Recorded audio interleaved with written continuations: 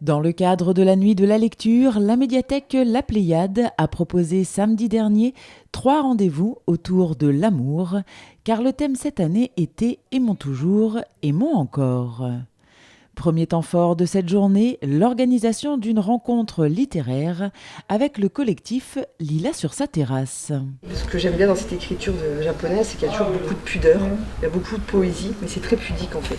Ici, on échange, on partage, on parle de ses coups de cœur, de ces bouquins qui nous ont marqués, qu'ils soient plutôt classiques ou contemporains, destinés aux adultes ou aux enfants. Tous ces échanges sont enrichissants et importants pour découvrir d'autres genres littéraires.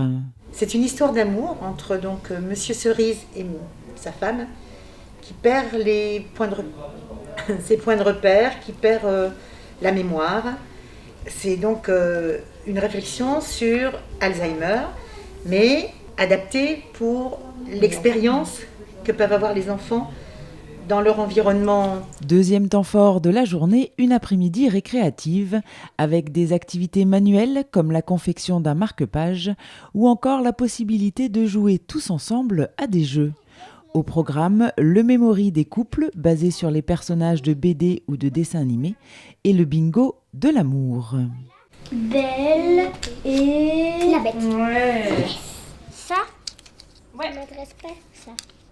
Gagné. J'ai Oh gagné là, là. première gagnante. Maintenant, entre nous. Pour clôturer cette nuit de la lecture à la médiathèque, Julie André et Pierre Zimmer ont présenté au public leur spectacle intitulé « Conte à semer, conte à s'aimer ». Donc en fait, avec Pierre, qui fait l'accordéon, on a l'habitude de travailler ensemble sur différents formats. Donc on a essayé de voir dans le répertoire que j'avais, dans mes histoires, quelles histoires pouvaient coller à la thématique de l'amour. Et donc on a travaillé quelques histoires sur ce format-là. Sachant que on ne s'est pas bloqué sur la thématique amour-amoureux. On l'a pris au sens plus large, l'amour-amitié, l'amour de son prochain, et aussi l'amour de la nature. Et oui, il y a quand même une histoire sur des amoureux. Cet arbre-là, c'était un vieux pommier planté au fond du jardin de son grand-père. Il était là avant sa naissance. Le garçon avait fait ses premiers pas autour de l'arbre. En grandissant, il avait grimpé sur son tronc, dans ses branches. Parfois, il cueillait ses feuilles et il s'en faisait des couronnes. Il imaginait qu'il était le roi de la forêt. Et à l'heure du goûter, il n'avait qu'à tendre les bras pour cueillir ses pommes, bien croquantes et bien juteuses. L'arbre aimait le garçon et le garçon aimait l'arbre. Ici, on parle d'amour, de partage, d'amitié, de valeurs affectives, de souvenirs, dans un mélange de tendresse et de poésie, sur des notes de violoncelle et d'accordéon. Moi, j'aime beaucoup l'accompagnement de Pierre parce qu'il sait être discret par moments, être plus présent. C'est vraiment un accompagnement et qui n'est pas dans l'illustration. Il pose une ambiance. Je trouve que sa musique, elle est très cinématographique. Ça aide à visualiser. Et c'est vrai que la musique, c'est universel. Donc les émotions, des fois, derrière un mot, on ne met pas toujours les mêmes... on n'a pas tous le même vécu derrière un mot. Par contre, la musique... je crois que ça touche des émotions de manière encore plus universelle. Donc mélanger les deux, je trouve que ça permet de faire des émotions complètes. Je ne sais pas si on peut dire ça. Les jours où l'amour est passionné, où le désir chatouille le ventre, où il y a plein de mots doux, de regards tendres. Ces jours-là, elle prend dans un grand sac de jute quelques graines de fleurs qu'elle dépose dans un grand pot.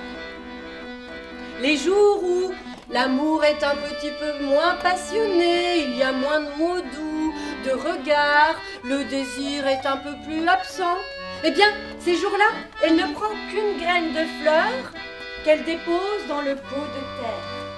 En fait, donc Pierre fait l'accordéon, moi je fais du violoncelle. Donc à chaque fin d'histoire, il y a un temps musical qui permet la digestion, parce que c'est vrai que quand on est dans une histoire, on a ces images, ces émotions, passer direct à un autre, dans une autre ambiance, c'est compliqué. Donc la musique permet d'aller doucement. Et donc effectivement, les coupures qu'on a fait musicales, il s'est trouvé que c'est des chansons du répertoire Ouais, qui colle au thème en fait, ouais. Il y a une chanson de Brassens, il y a une chanson de Bourvil qui colle au thème, voilà.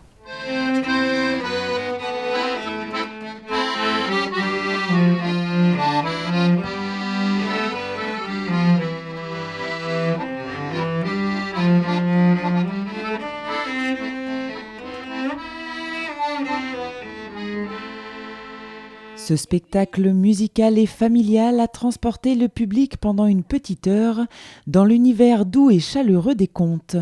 Des contes à s'aimer, mais surtout des contes à semer. Les histoires, elles voyagent de bouche à oreille.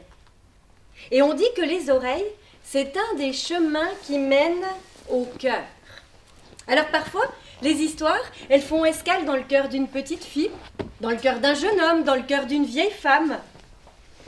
Et elles attendent que quelqu'un les raconte pour pouvoir continuer leur chemin. Une médiathèque, c'est quand même un beau lieu de transmission. On y trouve des livres, on y trouve de la musique, ça mélange des publics complètement différents. Donc je trouve que c'est très cohérent de venir raconter des histoires dans des médiathèques. Cette nouvelle édition de la Nuit de la lecture à la Pléiade a remporté un beau succès et a permis au public de tout âge de profiter et de partager le temps d'une journée des moments d'échange et d'émotion.